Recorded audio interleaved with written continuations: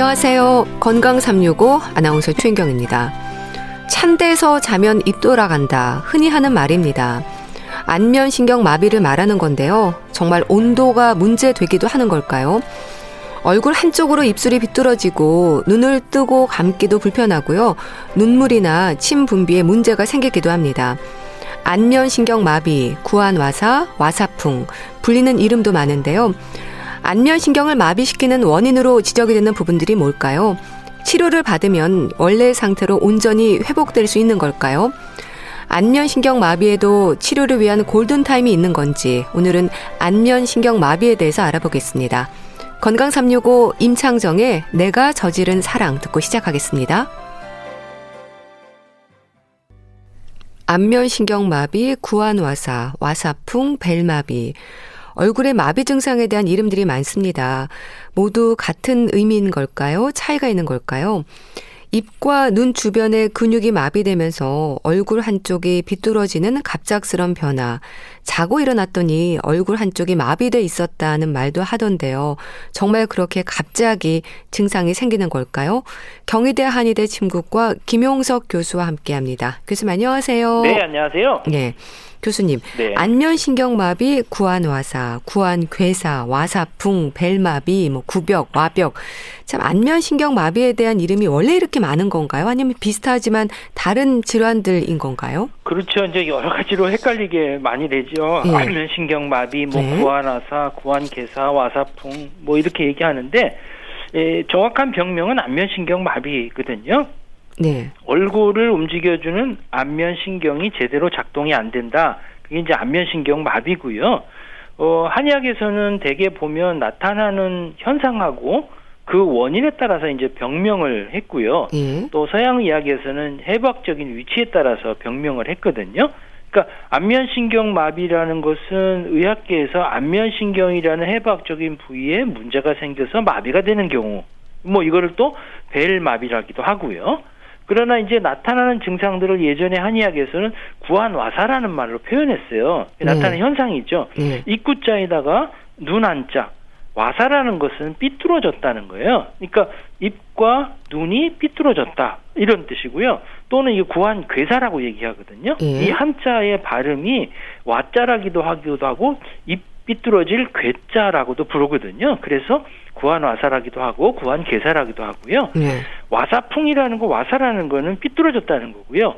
풍이라는 거는 이제 원인이 풍이다. 이렇게 쉽게 하면 마비가 됐다. 이런 표현을 얘기하는 거고요.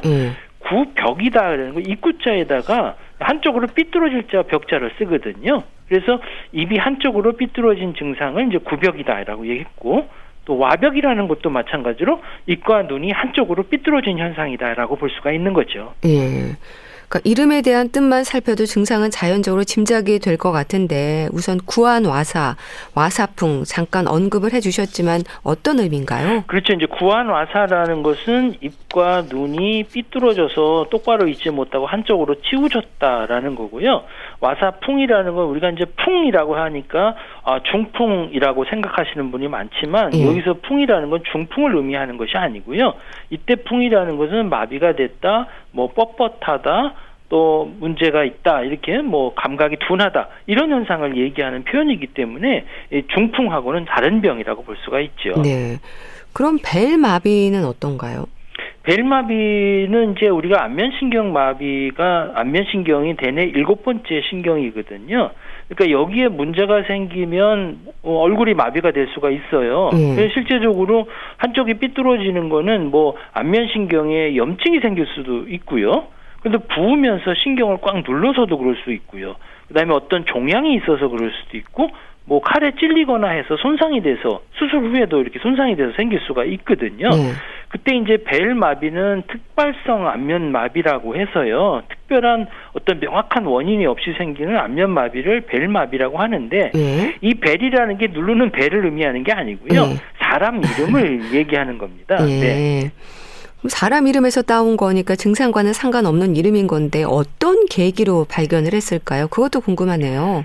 사실 뭐 이 벨마비라고 해서 벨이라는 사람이 처음 발견한 건 아니고요. 예. 이런 병이 뭐 그때만 있었겠어요. 예전에도 있었겠죠. 뭐 그리스 시대, 로마 시대, 뭐 페르시아 시대, 중국 시대 뭐 다 있었거든요. 네. 근데 이제 표현을 좀 달리했을 뿐이거든요. 근데 이 사람이 이제 스코틀랜드의 해부학자면서 또 생리학자고 외과 의사고 신경학자이거든요. 그래서 1821년에 이제 학회 논문에다가 이 안면신경과 관련돼 있는 이 마비를 특히 안면신경의 이제 해부학적인 특성하고 기능하고 어떤 증상들을 자세히 보고했어요. 예. 그래서 이제 찰스 벨이라는 사람이 자기 이름을 붙여서 이제 벨마비다 이렇게 얘기한 거죠. 그러니까 네. 예전에 보면 이런 병이 뭐 구안화사도 있고 다 있잖아요. 만약에 이제 유명한 그 학회 저널에 논문집에 예전 사람들이 구안화사라고 먼저 했다면 구안화사가 먼저 병명이 됐겠죠. 네. 예. 그럼 이제 교수님, 안면신경마비에도 뭐 말초성과 중추성으로 구분해서 살펴야 하는 건가요?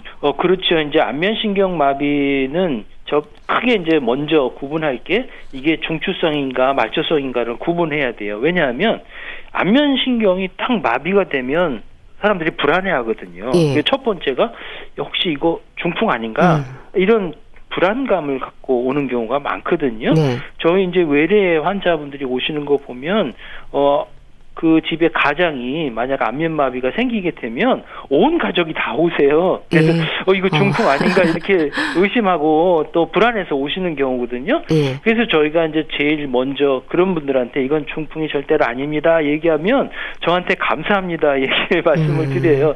저한테 감사할 건 아닌데 아무튼 이 중추성과 말초성 이제 구분해야 되는데 어떻게 하느냐 하면요.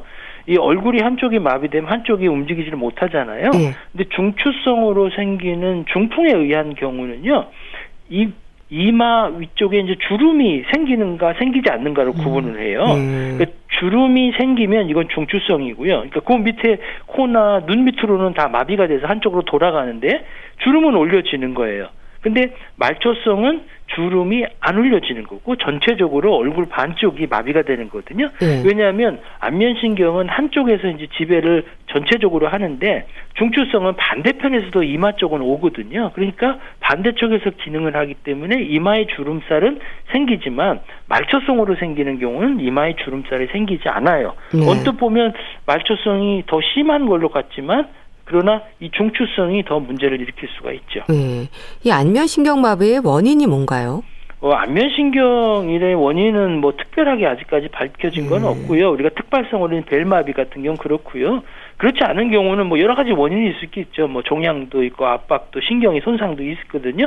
근데 우리가 많이 보는 질환 중에 하나인 이 벨마비로 생기는 안면신경마비는 일종의 바이러스성 감염이라고 볼 수가 있어요.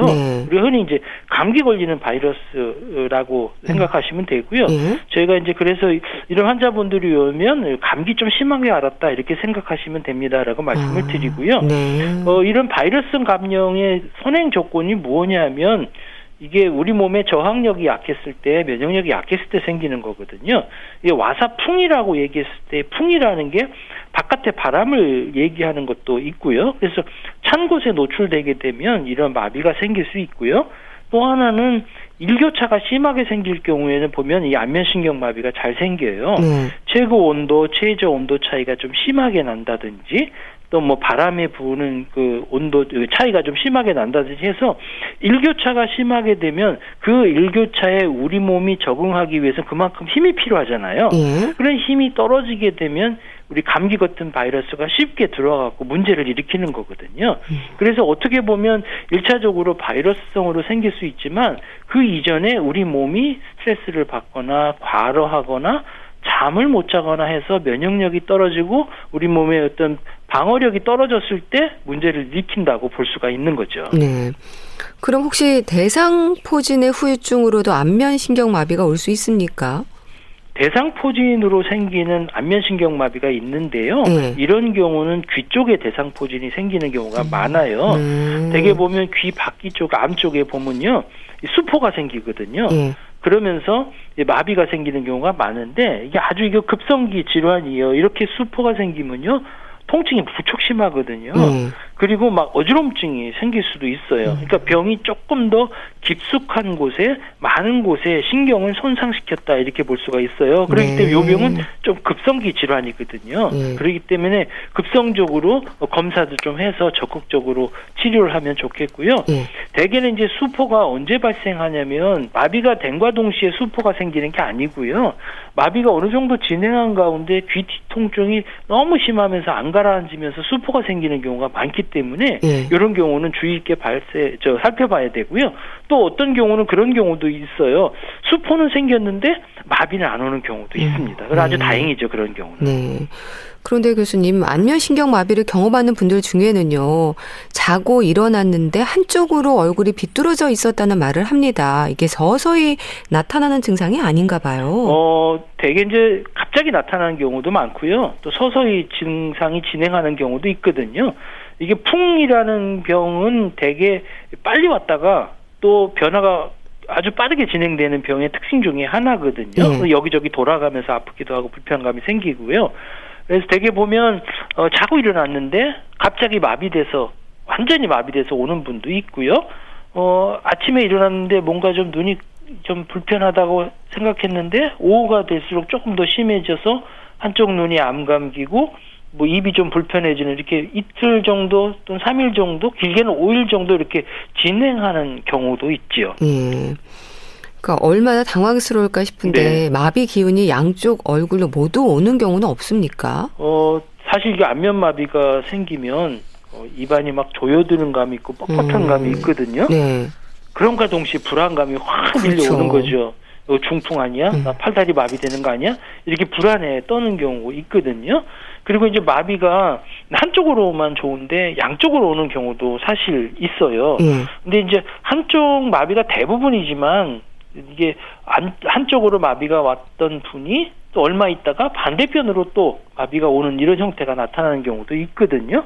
그런 경우는 사실 흔하진 않지만요. 그런 경우도 간혹 있을 수가 있습니다. 그러니까 증상으로 볼 때 글쎄요. 마비라고는 하지만 완전히 움직일 수 없는 건 아니잖아요. 그러니까 이게 비뚤어지는 불편함을 말하는 거죠. 그렇죠. 이제 한쪽으로 삐뚤어지니까 음식을 먹을 때 불편한 감도 생기고요.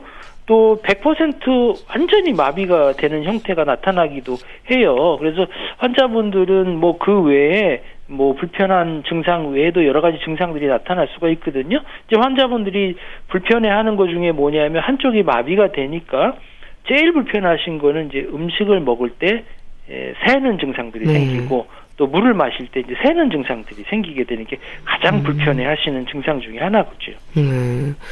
그러니까 입이 비뚤어지는 것뿐만이 아니라 눈도 한쪽으로 감기고 눈물도 나고요. 내 의지와는 상관없는 증상들이 나오는 건데 놀라서 바로 검사를 받는 분들도 계실 것 같고 또 시간이 지나면 괜찮아지겠지 하는 분들도 계실 것 같은데 어떤가요? 그렇죠. 이제 얼굴이 마비가 되면 한쪽의 얼굴의 표정이 잘 안 재거든요. 그러니까 주름이 안 되고 눈이 꽉 안 감기고 그다음에 코가 찡긋이 안 되고 입이 벌어지지가 않으니까 이 하는 이런 동작이 안 되는 거거든요. 그리고 뭐 귀에서 막 소리가 크게 들릴 수도 있고 눈물이 또 많이 나기도 하고요. 어떤 경우는 눈물이 안 나는 경우도 있거든요. 그리고 귀에서 막 소리가 크게 들리니까 뭐 전화를 받을 때나 아니면 TV를 볼 때 귀가 너무 불편해지는 이런 현상도 생길 수가 있어요. 이제 눈물이 많이 나는 것도 환자분들이 아주 고통스럽고 하시는 것 중에 하나지만요. 눈물이 안 나는 게 또 사실 문제예요. 눈물이 안 나면은요, 눈은 감기지 않으니까 약간 떠졌죠. 그러면 먼지 같은 게 들어오잖아요. 그럼 눈물을 흘려서 이 먼지를 씻어놔야 되는데 눈은 떠 있고 먼지는 붙어 있고 그리고 이게 씻혀지지 않으니까 각막에 손상을 줄 수가 있거든요. 염증이 생겨서 나중에 시력이 확 떨어지는 경우도 있어요. 그래서 이런 분들은 인공 눈물을 계속해서 주입해서 이 각막에 들러있는 먼지들 같은 씻어주는 것이 상당히 중요하고요. 주무실 때는 안대 같은 걸 해주시는 게 좋겠고요. 대개 이제 증상들이 하루아침에 나타나는 경우는 곧바로 병원에 오시지만요. 증상이 가벼운 분들은 있어요. 그래서 이런 분들은 뭐 괜찮겠지 하고 며칠 지났다가 오시는 분도 상당히 많거든요. 왜냐하면 이제 본인은 잘 모르잖아요. 거울을 봐야만 알 수 있는데 거울을 잘 안 보면 모르고 불편해도 뭐 괜찮겠지, 내 좀 피곤해서 그랬겠지 하다가 누군가 보고 너 얼굴이 왜 이래? 이상하네. 그래서 이제 오시는 경우도 간혹 있습니다. 네. 그럼 안면신경마비도 골든타임이 있습니까? 지체될수록 온전한 회복이 어려울 수도 있을 것 같은데요. 모든 병이 다 골든타임이 있고요. 또 골든타임을 지켜야 되는 이유는 뭐냐면 빠른 시간 내에 치료를 해야 후유증 없이 빨리 회복될 수가 있기 때문에 그렇거든요. 그래서 이 안면신경마비에는 333이라고 해서 꼭 기억하기 좋게요. 72시간 내에 적극적인 치료를 해야 되고요. 또 3주 이내에 이게 치료가 돼서 움직이게 하는 신호가 나와야 되고요. 3개월 이내에 후유증 없이 치료되는 게 가장 큰 목표가 될 수가 있죠. 네. 그럼 그렇게 골든타임 안에 치료를 하면 마비 전의 상태로 돌아갈 수 있는 건가요? 그렇죠. 대부분 이게 말초성 질환이기 때문에 회복은 거의 다 될 수가 있고요. 그러나 이제 신경이 얼마만큼 손상이 됐느냐에 따라서 관련이 있고, 그래도 골든타임을 지키게 되면 이런 회복되는 속도를 좀 빨리 할 수 있고, 아무래도 후유증이 없고 또는 이게 문제가 생길 수 있는 마비 정도를 빨리 최소화할 수가 있죠. 예. 아무래도 침 치료가 더 도움이 될 것 같은데 이건 뭐 오랜 기간 맞아야 될까요? 침 치료는 일단은 혈액순환을 좋게 하고요. 마비된 신경들을 회복시켜 주는데 상당히 좋은 자극요법 중에 하나거든요. 침 치료는 우리가 초기에는요, 뭐 급성기에는 조금 매일같이 치료를 하지만 한 3, 4주 정도 지나게 되면 어느 정도 회복되기 때문에 이런 경우는 뭐 주 2회 내지 3회 정도 하고, 되게 일반적으로 6주 내지 8주 정도 치료하게 되면 거의 후유증 없이 회복되는 이런 질환이라고 볼 수가 있죠. 네. 근데 또 교수님 주변에서 보면요, 안면신경마비로 고생한 분들이 몇 년이 지나도 증상이 남아있는 분도 계시던데 이거는 시기를 놓친 걸까요? 시기를 놓친 것도 있지만요. 또 하나는 이제 신경이 조금 많이 손상된 경우라고 볼 수가 있어요.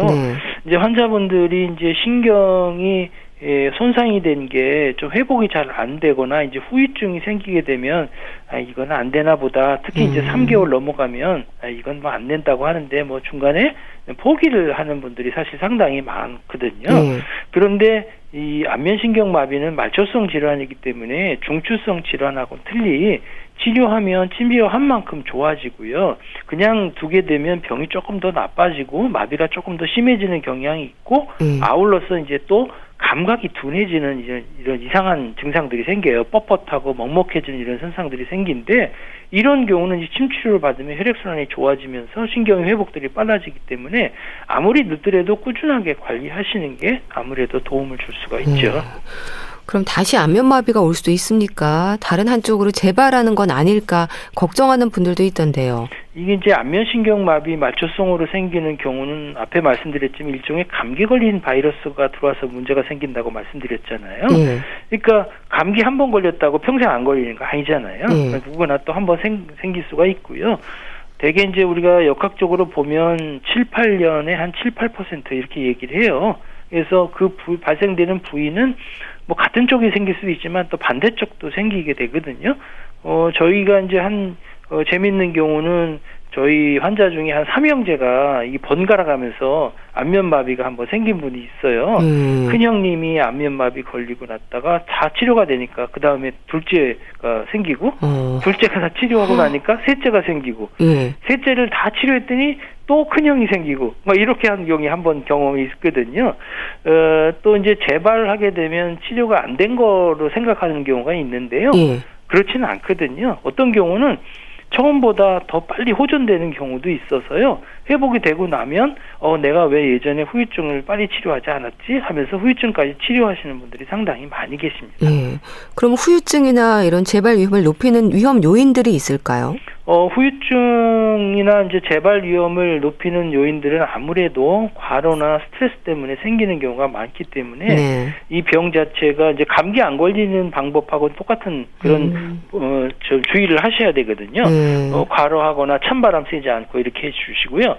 이제 후유증이라면은 대개 뭐 눈이 떨리거나 눈물이 좀 많이 나, 악어 눈물이라고 해서 음식을 드실 때 눈물이 좀 흐르거나, 아니면 연합운동이라고 해서 주름을 올리라고 그러면 주름만 올려야 되는데 눈까지 또 입까지 같이 따라 올리는 경우가 있거든요. 이렇게 생기는 경우는 대부분 초기에 이제 운동하라고 그러면 운동을 너무 심하게 하시는 분들이 많아요. 그래서 주름을 올리라고 그러면 온 힘을 다 써서 주름을 올리거든요. 주름을 올리라 그러면 주름 올리는 신경만 자극해서 근육이 움직여야 되는데 안 움직이니까 온 몸을 다 움직이는 거예요. 그래서 입까지 다 힘을 주다 보니까 이게 신경이 회복되는 당에서 혼선을 주는 거죠. 그러니까 이마로 올라가는 주름만 움직이는 근육이 작동해야 되는데 입까지 따라 움직이는 거지 같이 힘을 주니까 이런 문제가 생겨요. 그래서 후유증을 완화시켜주기 위해서는 이런 운동을 할 때도 체계적으로 또 천천히 해주시는 게 무엇보다도 중요하죠. 네. 교수님, 이 안면신경마비로 고생하는 분들이 가장 힘들어하는 부분이 뭔가요? 네, 초창기에는 환자분들이 음식 드실 때 불편해하는 거예요. 왜냐하면 이, 오, 우 작동을 못하니까 한쪽이 마비되니까 음식을 씹을 수가 없잖아요. 그리고 우물질 못하니까 음식이 질질 흐르니까 음식 드실 때 상당히 불편해하고요. 그다음에 이제 후유증기로 들어가면 이제 마비가 어느 정도 풀렸단 말이에요. 그러면 음식 드시는 거 그렇게 어려움이 없는데 눈물 나는 것 때문에 또 불편해하시는 분들이 상당히 많아요.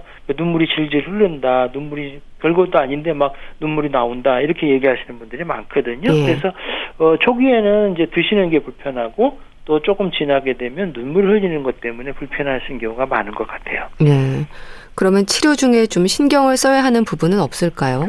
아무래도 초기에는 치료하는 우리가 기관들을 가급적 급성기에는 빨리 치료해야 되니까 매일매일 와서 치료를 받으시고요. 그리고 어느 정도 지난 다음에는 매일매일 맞기를 하지 마시고 좀 간격을 두는 게 좋거든요.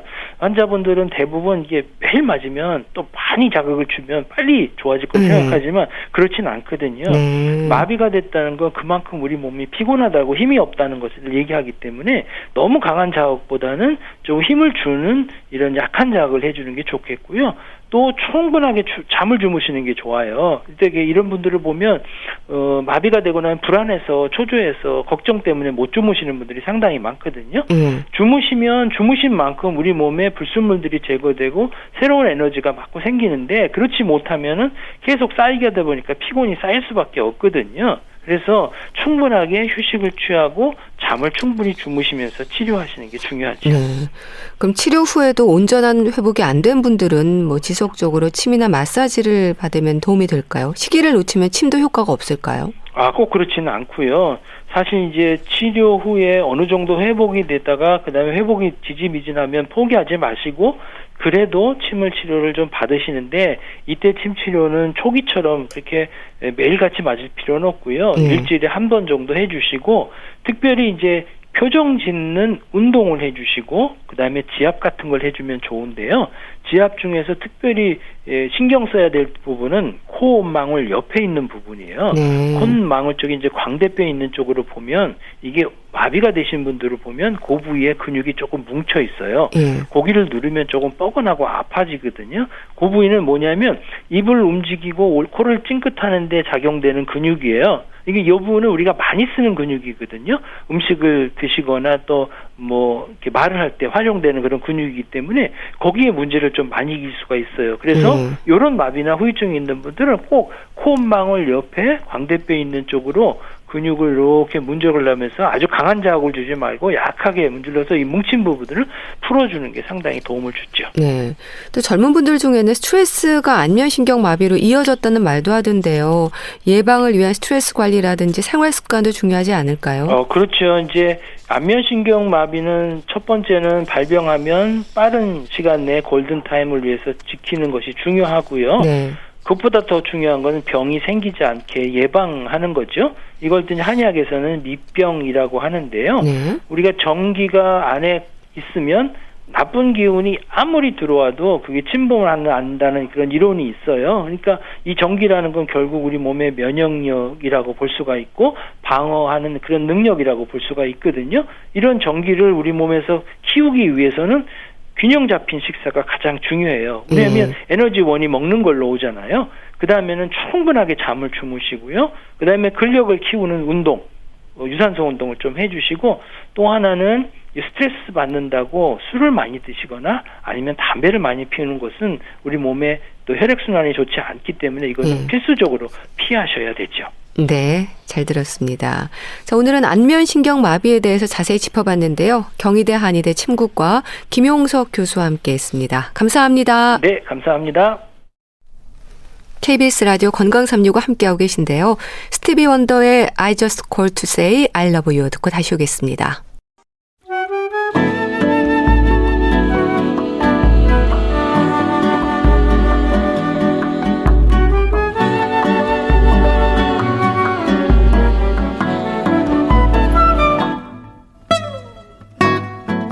건강한 하루의 시작. KBS 라디오 건강365 최윤경 아나운서의 진행입니다.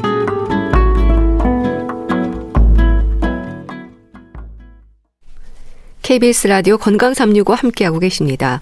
주말의 건강책 정보 북컬럼니스트 홍순철 씨 연결돼 있습니다. 안녕하세요. 네, 안녕하세요. 오늘 소개해 주실 책은 아마 많은 분들이 찾고 싶을 겁니다. 피로세포. 왜 피곤한지, 피곤하지 않을 수 있는지 알 수 있는 건가요? 예, 오늘 소개해드릴 책이 피로세포라는 제목의 책인데요. 예. 사실 이 책의 저자 이동환 의사는 건강 분야의 베스트셀러인 이기는 몸의 저자이기도 한데요. 피로 해방법에 대해서 이번 책을 통해서 소개를 하고 있습니다. 가정의학과 전문이면서 대한만성피로학회 명예회장인 이동환 의사는 모두가 질병과 치료에만 집중을 할 때 네. 세포의 기능과 질병의 예방에 대해서 주목했다고 그래요. 그래서 단순히 이 질병을 알아내고 치료하는 것에서 더 나아가서 우리 몸의 컨디션을 평소의 최상으로 끌어올리는 것을 목표로 하는 기능의학이라고 하는 학문을 우리나라에서 열심히 소개를 하고 있는데요. 예. 그리고 이걸 실제로 자신의 진료에 적용해 오고 있습니다. 이번 책을 통해서 질병 없는 삶은 기본이고요. 남들보다 더 젊게 그리고 남들보다 더 활기차게 살 수 있는 방법을 알려주고 있는데 그러기 위해선 무엇보다 세포의 비밀에 대해서 알아야 된다라고 강조하고 있는 것이죠. 우리가 먹는 것부터 시작해서 움직이는 것, 자는 것에 이르기까지 어떻게 해야 건강한 세포를 통해서 질병을 예방하고 생기 넘치는 삶을 살 수 있는지 상당히 심도 깊게 살펴보고 있는데요. 책의 제목이 피로세포입니다. 저도 사실은 이 제목이 상당히 낯설었는데 그리고 이 제목 위에 보면 우리를 서서히 죽이는 이라는 끔찍한 형용사가 들어있어요. 실제로 기능의학적인 관점에서 보면 질병보다 무서운 게 우리 몸속에서 제 기능을 하지 못하고 죽어있는 세포라고 그럽니다. 이걸 저자는 피로세포라고 이야기를 하고 있는데 우리 몸속에 이른바 피로세포가 가득 차 있다면 우리 몸은 건강한 게 아니라 운 좋게 아직 질병에 걸리지 않은 몸일 뿐이다 라고 소개하고 있는 것이죠. 네. 정말 피로세포라는 제목 위에 붙어 있다는 우리를 죽이는 이라는 표현이 좀 와닿네요. 그러니까 운 좋게 아직 질병이 없는 몸일 뿐 이 부분에 공감하는 분들도 많을 것 같습니다. 그렇습니다. 실제로 우리 주변에 보면요. 병이 없는데 특별한 질환이 없는데 매일 피곤해 죽을 것 같다라고 호소하는 분들이 계십니다. 근데 이런 분들이 아직 병에 걸리지 않았을 뿐 사실은 병 들어가고 있다는 증거로 봐야 된다라고 저자는 이야기를 하고 있는 거죠. 그래서 세포에서 에너지를 잘 만들어내고 있는 건지 그리고 우리 세포가 독성 물질을 잘 해독하고 있는 건지 제대로 파악해야 된다라고 강조하고 있는 건데요. 그리고 이러한 습관이 우리를 피로로부터 해방시킬 수 있다라고 설명하고 있습니다. 우리가 팬데믹 시대에 살면서 요즘 면역력에 대해서 정말 말을 많이 합니다. 맞아요. 관심이 정말 많이 많아지고 있고요. 면역력을 높일 수 있는 식습관, 운동법이 크게 유행하고 있어요. 예. 그런데 이런 상황 속에서도 절대 변하지 않은 것이 있습니다. 많은 사람들이 여전히 만성적인 피로감을 느끼고 있고 예. 피로를 호소하고 있고 번아웃 때문에 힘들어하는 분들, 무기력감 때문에 고통을 호소하는 분들이 여전히 늘고 있다는 거예요.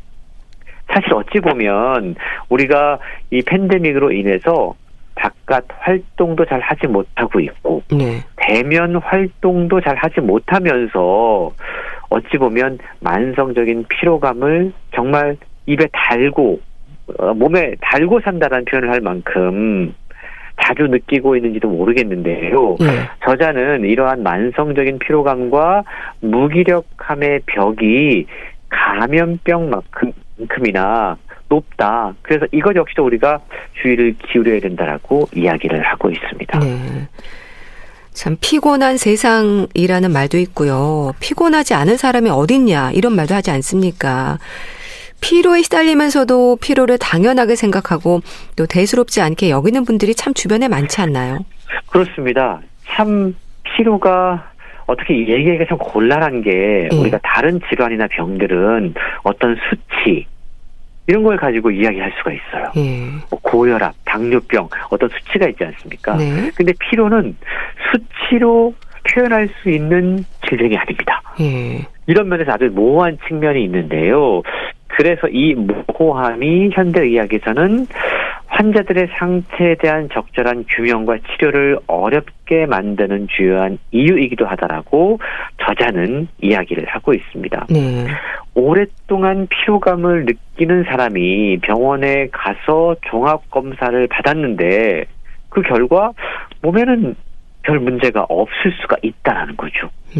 그리고 질병이 발생한 이후에 그걸 치료하는 현대의학의 일반적인 관점에서 보면 사실 미리 예방을 한다. 그걸 위한 어떤 원인을 찾는다라는 게 상당히 어렵게 느껴질 그렇죠. 수 있다는 겁니다.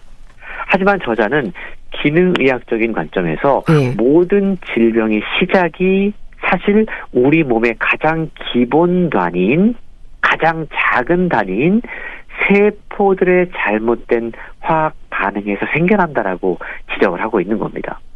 그러니까 우리 몸속에 수많은 세포가 정상적으로 기능을 해야지만 질병이 발생할 확률도 함께 낮아진다는 거죠. 이미 이유 없는 피곤함이 우리의 일상을 뒤덮고 있다면, 그리고 이게 좀처럼 나아지지 않고 계속 이어지고 있다면, 그리고 병원에 가서 진단을 했는데 모든 것이 정상이라고 나온다면 이때는 세포를 의심해 봐야 된다라고 강조를 하고 있는 겁니다. 네. 우리 몸속에서 제 기능을 하지 못하고 죽어있는 세포, 이른바 피로세포가 얼마나 많이 있는지를 살펴야 된다라고 강조하고 있는 것이죠. 참 그러게요. 근데 그 피로세포가 어디에 얼마나 많은지가 좀 궁금한데요. 예, 책에 보면 아주 조목조목 피로의 세포에 대한 자세한 설명들이 이어지고 있습니다. 예. 총 4개의 파트로 우리 몸속의 피로세포를 규명하고 있는데도 먼저 질병이 없는데도 우리가 매일 피곤하다고 느끼는 이유, 현대의학과 기능의학에서 말하는 검진의 의미가 어떻게 다른지, 그리고 세포가 왜 녹슬고 제2기능을 하지 못하는지에 대해서 첫 번째로 차근차근 풀어나가고 있고요. 두 번째 파트에 접어들게 되면 식습관과 영양제에 대해서 이야기를 합니다. 사실 우리의 건강에 있어서 식습관만큼 중요한 게 없거든요. 그리고 영양제도 많은 분들이 요즘 관심을 기울이고 있는데, 예를 들어서 뭐 비타민이 어떤 경로로 우리의 젊음을 되찾아줄 수 있는 건지, 어떤 영양제를 얼마나 먹어야 도움이 되는지, 그리고 알아차리지 못한 우리 몸속의 독소와 식습관이 어떤 연관성이 있는지를 두 번째 파트에서 소개를 하고 있어요. 그리고 세 번째 파트에 접어들면 면역력과 해독에 대해서 이야기를 합니다. 특히 해독이 뭐 우리가 해독 주스 이야기도 하고 많은 관심들을 기울이고 있는데, 우리 몸속의 장에서 이 해독, 간에서 이 해독을 다루고 있거든요. 그 간과 장이 어떠한 작동 원리에 대해서 움직이는지를 소개를 하고 있어요. 예. 그리고 특히 여성들이 출산 후에 겪는 호르몬 문제의 변화, 여기에서 피로의 문제가 생겨난다는 것도 새롭게 규명해서 밝혀내고 있고요. 예. 마지막 부분에서는 피로에 대한 근본적인 해결책에 대해서 이야기를 해요. 저자는 그걸 저녁 있는 삶이다라고 이야기합니다. 저녁 있는 삶이요? 네. 우리가 저녁 시간 이후에 어떻게 보내는가를 보면 피로의 문제를 어떻게 대하는가를 알 수 있다는 거죠. 예. 밤에 제대로 잠을 자고 있는지, 혹시 밤늦게 무언가를 먹고 있지는 않은지, 일하면서 얻은 스트레스를 퇴근 이후의 일상에 어떻게 해서 해소하고 있는지 건강해지기 위한 멘탈 관리법도 함께 마지막 장에서 이야기를 하고 있습니다. 네. 그러니까 피로의 원인을 피로 세포라는 관점으로 풀고 있다는 게 신선하기도 한데요. 어떤 부분들이 지적이 되고 있나요? 우리가 어떻게 자고 있고 어떻게 먹고 있고 어떻게 운동하고 있는지, 이게 피로와 아주 깊은 상관관계가 있다라는 겁니다. 예. 우리가 왜 피곤한지에 대해서 깊게 생각해 볼 필요가 있다라는 거죠. 사람들은 피곤하다, 피로하다라고 이야기하면 일을 너무 많이 하고 있어. 잠을 잘 못 잤구나. 아니면 잘 못 챙겨 먹어서 그렇구나. 라고 미루어 짐작하고 이야기를 해요. 예. 하지만 저자는 보다 근본적인 원인에 대해서 접근해야 된다라고 이야기합니다. 그게 바로 우리 몸을 이루고 있는 세포에 대해서 연구를 해보는 거죠. 기능의학적 관점에서 보면 우리 몸은 서로 다 연결되어 있습니다. 네. 생각보다 상당히 복잡해요. 그래서 위가 아프면 위에만 문제가 있는 게 아니고요. 심장이 아프면 심장에만 문제가 있는 게 아니라는 겁니다. 네. 이걸 우리가 깨달아야 되는데, 우리 몸이 그야말로 신비한 네트워크로 작동을 하고 있고, 그런 관점에서 피로에 대해서 접근해보면 새로운 해결책을 모색할 수 있다라고 설명하는 겁니다. 네. 우리가 피로 회복을 위한 건강 기능 식품들에 신경을 쓰기도 하지 않습니까? 그나마 이게 또 좀 내 몸을 아끼는 방법으로 위로가 되는 부분이지 않을까 싶기도 해요. 그렇습니다. 우리가 건기식이라고 이야기하죠. 예. 많은 분들이 참 관심을 갖고 있고요. 저도 참 이것저것 많이 챙겨 먹고 있는데요. 네. 특히 피곤하다라고 느끼면 건강기능식품을 찾게 되는 게 인지상정인 것 같아요. 근데 책에 보면 실제로 건강기능식품의 유용성, 효용에 대해서도 이야기를 하고 있습니다. 예. 극심한 피로를 느끼는 분들을 진료를 해보면 부신의 기능이 떨어진 경우가 많이 있다고 그래요. 우리 몸속에서 부신은 스트레스를 해소하는 데 도움이 되는 호르몬 코르티솔을 분비하는데, 예. 이 스트레스를 과도하게 받게 되면 부신이 완전히 방전된다고 그럽니다. 그런데 이럴 때 뭔가 좀 도움을 줄 수 있는 건강기능식품 가운데 하나가 바로 비타민 C라고 그래요. 예. 이 비타민 C가 부신의 작은 혈관들을 유지시키는데 아주 중요한 역할을 한다고 그럽니다. 그래서 기능의학적 관점에서 보면 비타민 C가 상당히 유효한 그러한 우리 몸의 역할을 해주는데요. 최근 밝혀낸 연구 결과에 따르면 이 비타민 C가 코로나19 감염의 예방과 개선, 그리고 중환자 치료의 보조 치료제로서 잠재적인 치료 후보로 꼽힌다고 그럽니다. 네. 현재까지 밝혀진 증거를 보면 우리가 먹는 이 경구 비타민 C를 하루에 2g 내지 8g 섭취하는 것이 호흡기 감염의 발생률과 지속 시간을 줄일 수 있다라고 책에 소개가 되고 있거든요. 예. 실제로 이 비타민 C와 바이러스성 호흡기 감염에 대한 연구가 오래전부터 진행되어 왔고요. 비타민 C는 무엇보다도 비싸지 않습니다. 그리고 충분히 오랜 기간 동안 입증된 안전한 물질이기 때문에 우리가 보조 치료제로서 고려할 만한 물질이다라고 저자는 강조를 하고 있어요. 예. 또 한 가지 피로 회복에 좋은 건강기능식품으로 최근 오메가3를 소개를 하고 있는데요. 이게 특히 세포의 기능을 높이는 데 큰 도움이 된다고 그럽니다. 네. 우리가 아무리 좋은 영양소를 섭취하더라도 세포가 단단한 세포막으로 이루어져 있잖아요. 예. 근데 나이가 들면 이 세포막이 점점 두꺼워지고 단단해진다고 그럽니다. 그래서 아무리 좋은 영양소를 먹어도 이 단단한 세포막 때문에 세포 안으로 들어가지 못하는 경우가 많이 있는데 네. 오메가3를 섭취를 해주면 미세 염증을 줄여주고 세포막이 단단해지는 것을 막아주는 역할을 한다고 그래요. 그래서 심장병이나 혈관 건강에도 좋지만 오메가3가 오랜 피로 누적으로 힘들어하는 분들을 위해서 상당히 도움이 된다라고 저자는 소개하고 있습니다. 네. 뭐 한때 피로는 간 때문이라는 유행어도 있었는데요. 뭐 간이 좀 억울한 부분도 있지만 전혀 근거 없는 얘기는 아닐 것 같은데 이 부분에 대해서도 책에 언급이 되어 있나요? 예, 우리가 뭐 피곤할 때 또 좋은 거 잘 챙겨 먹는 분들 계시잖아요. 예. 근데 그런데도 이 피곤함이 가시지 않는 분들이 있습니다. 그런 분들은 우리 몸속에서 해독 작용이 잘 이루어지지 않아서 그렇다라고 책은 설명하고 있어요.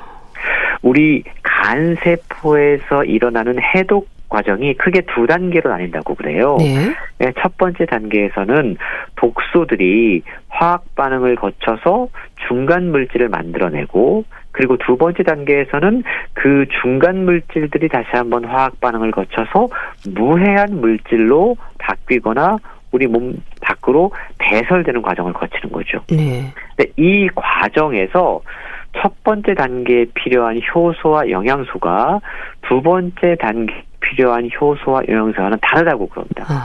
그러다 보니까 사람마다 해독 기능에 차이가 생기는데요. 네. 어떤 사람은 첫 번째 단계에 비해서 두 번째 단계의 반응이 빠르게 잘 일어나는 경우가 있고, 반대로 어떤 사람은 두 번째 단계에 비해서 첫 번째 단계의 반응이 빠른 경우가 있다고 그래요. 가장 좋은 건 두 단계의 반응이 모두 잘 조화롭게 이루어지는 것이겠죠. 그래야지만 그 첫 번째 단계를 통해서 뭔가 중화된 중간 물질이 빨리 해독이 될 거 아니에요. 그렇죠. 근데 저자가 강조하는 건 첫 번째 단계에서 만들어지는 이 중간 물질이 애초에 독소보다 더 독성이 강한 경우가 많이 있다고 그럽니다. 네. 그러다 보니까 첫 번째 단계 화학 반응이 아주 좋은데 두 번째 단계의 반응이 느린 사람들의 경우가 더 큰 문제인데요. 오히려 더 많은 독소에 노출되게 됨으로써 우리 세포들이 더 큰 손상을 받게 될 수도 있다라는 것이죠. 네. 근데 피로가 쌓이면 병이 된다는 건 경험으로 아는 분들도 많지 않을까요? 그렇습니다. 저자는요, 마지막 부분에 접어들면서 우리의 생활 습관에 대해서 강조를 해요. 네. 특히 우리가 지금 어떠한 환경에 살고 있는가를 살펴야 된다고 이야기를 하고 있는데, 저자는 우리가 살고 있는 이러한 환경을 풍요 속의 빈곤이라고 이야기합니다. 그리고 그것이 현대인들에게 활력이 없는 가장 큰 원인이다라고 지적을 해요. 네. 식욕도 좋고요. 잘 먹고 있고요. 그래서 살도 많이 찌는데 우리는 늘 기운이 없어, 에너지가 떨어져, 이런 이야기들을 하고 있다는 겁니다. 예. 많이 먹는데 에너지는 떨어지는 거죠. 이러한 상황이 지속될 때 저자는 우리 몸속에서 정말로 무서운 일이 벌어지게 된다라는 소개를 하고 있는데요. 그게 바로 대사증후군이라고 하는 네. 무서운 질병인 거죠.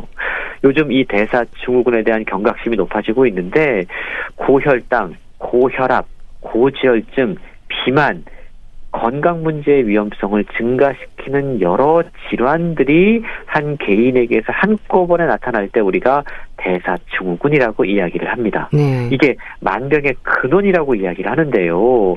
여러 가지 원인들이 한꺼번에 조금씩 드러나게 되면 이게 나중에 심혈관계 질환이라든가 당뇨병, 지방간, 그리고 여러 다른 합병증을 일으킬 가능성이 상당히 높아진다는 거죠. 예. 상당히 주의가 필요한 질환인데요. 이게 건강하지 못한 피로세포가 쌓이면서 가장 발생할 수 있는 심각한 우리 몸의 질환이다라고 설명을 하고 있는데, 어쨌든 이 책은 우리 몸의 가장 작은 단위인 세포에 집중함으로써 만병의 근원이 되는 피로세포에 대해서 소개를 하고 있고, 그것을 통해서 건강을 되찾는 신선한 통찰력을 제안하고 있습니다. 네.